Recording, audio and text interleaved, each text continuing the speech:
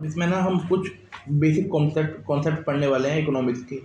पहला टेरिटरी, कि भाई आप किस टेरिटरी को इकोनॉमिक्स मतलब टेरिटरी के रूप में किस इकोनॉमिक्स में टेरिटरी को किसको मानोगे आप।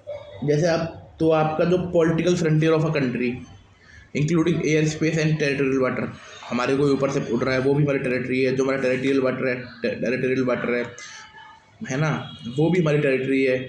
एम्बेसीज होती हैं, कॉन्सुलेट होती है, मिलिट्री बेस होते हैं, ये टेरिटरी है।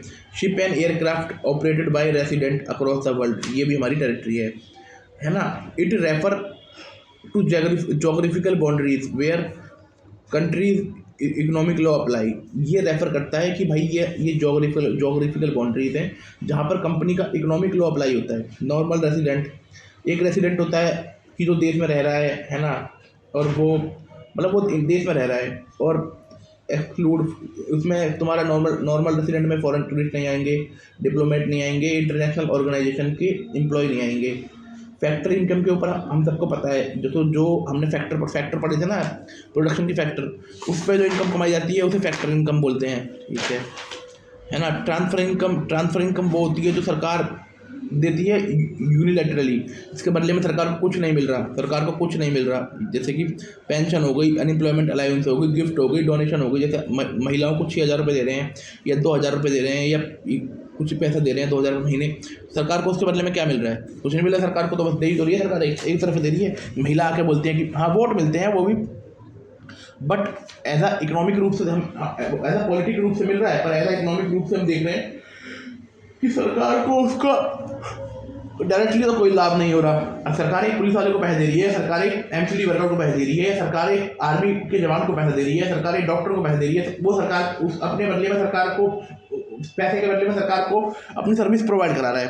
पर जो ट्रांसफ़र इनकम है ये यूनिलैटरल पेमेंट होती है, इसके बदले में कोई सर्विस नहीं मिलती, और इसे नेशनल इनकम में जोड़ा भी नहीं जाता, क्योंकि इससे कोई प्रोडक्शन थोड़ी होता है। फाइनल गुड और इंटरमीडिएट गुड, इसके बारे में पता है। फाइनल गुड वो होते हैं भैया आप तैयार है, खा लो या खर्च कर दो, आप तुम पर डिपेंड करता है। इंटरमीडिएट गुड वो होते हैं कि यार अभी कुछ कमी है, अभी भविष्य में इसमें कुछ बदलाव होगा, यही है। इंटरमीडिएट गुड को शामिल नहीं करते क्योंकि डबल काउंटिंग से बचना होता है। National income accounting, circular flow income में होता है कि प्राइवेट सेक्टर और कंज्यूमर, भाई जो पैसा खर्च कर रहे हैं कंज्यूमर, वो प्राइवेट सेक्टर के पास जा रहा है, और जो कंज्यूमर वो पैसा खर्च कर रहे हैं, सैलरी दे रहे हैं, रेंट दे रहे हैं, वो कंज्यूमर के पास जा रहा है। देख लीजिए, the economic consist householder from household provide factor for production, receive income, household factor दे रहे हैं, इनकम कर रहे हैं, income produce good and service, receive consumption expenditure, भाई, और वो गुड्स एंड सर्विस को प्रोड्यूस कर रहे हैं, और कंज्यूमर कंजम्पशन एक्सपेंडिचर कर रहा है, वो उनकी इनकम हो गई। This continuous exchange of money and resources form a circular flow of economy. Key idea, expenditure by one unit become income of another, वही है कि अगर एक का खर्चा तो एक की आमदनी, है ना। Every transition involve giving and receiving, her transition में गिविंग और रिसीविंग होता है। नेशनल इनकम एग्रीगेटर, अब देख लेते हैं नेशनल इनकम एग्रीगेटर क्या होता है। GDP is the total value of final good and service produce by domestic territory in domestic territory of a country in a year. ठीक है, GDP total value of final good and service, final in domestic territory of India. GDP plus में net factor income earn by abroad, जो विदेशियों ने हमारे यहाँ से पैसा कमाया, जो हमारे देश के लोगों ने अमेरिका में पैसा कमाया, उसको प्लस माइनस कर दो, जीएनपी आ जाएगी। ये नेशनल आ गया, राष्ट्रीयता की भावना आ गई। जीडीपी डोमेस्टिक, कोई राष्ट्रीयता की भावना नहीं थी। एनडीपी में आप डेप्रिसिएशन को माइनस कर दो, तो एनडीपी में आप डेप्रिसिएशन को माइनस कर दो। ठीक है। Net national product, GNP net national product, है ना। अब जैसे वो था ना जीएनपी, अब जीएनपी अगर आपको नेट नेशनल प्रोडक्ट निकलना है तो GNP minus gross national product में से, उसमें से डेप्रिसिएशन माइनस कर दो, तो आप नेट नेशनल प्रोडक्ट में आ जाओगे। सिंपल सी बात है। एनडीपी में आपको जीडीपी में से डेप्रिसिएशन माइनस करना होता है, और और एनएनपी में आपको जीएनपी में से डेप्रिसिएशन माइनस करना पड़ता है। National income refer to NNP at a factor cost, ठीक है। This is the most accurate measure income to earn by resident from all economic activities. Conceptual distinctions, gross versus net. अगर आपको gross से net पे जाना है तो depreciation तो हटा दो। डोमेस्टिक से नेशनल पे जाना है तो जो भी फॉरेनर ने हमारे देश में पैसा कमाया और जो भी हमारे देश के लोगों ने अमेरिका में पैसा कमाया उसको प्लस माइनस कर दो। मार्केट प्राइस से आपको फैक्टर कॉस्ट से मार्केट प्राइस पे जाना है तो आप सब्सिडी को माइनस कर दो और इनडायरेक्ट टैक्स को प्लस कर दो। सॉरी, सब्सिडी को ये क्या था, अगर आपको जाना है market price include indirect tax and exclude subsidy, हाँ सब्सिडी को हटा दो और आपको और इनडायरेक्ट टैक्स को जोड़ दो, ठीक है। फैक्टर एक्सक्लूड इनडायरेक्ट टैक्स और फैक्टर में इनडायरेक्ट टैक्स नहीं होता और सब्सिडी होती हैं, ठीक है। सब्सिडी दे रही है ना सरकार। To convert market price to factor equal to market price minus indirect tax plus में सब्सिडी। सही बात है, सिंपल सी बात है। Net factor earn from abroad, ये मुझे पता ही है। 3 मेथड होते हैं जीडीपी को कैलकुलेट करने के मेथड। पहला होता है वैल्यू एडिड और प्रोडक्शन मेथड। जो वैल्यू ऐड की गई है ना प्रत्येक प्रोडक्शन में, उस वैल्यू को आप जोड़ लो, आप जीडीपी तक पहुंच जाओगे। आपको फाइनल गुड का जो प्राइस होता है उसको ऐड करने की जरूरत नहीं है, बस उसको जोड़ लीजिए, आप पहुंच जाओगे। आप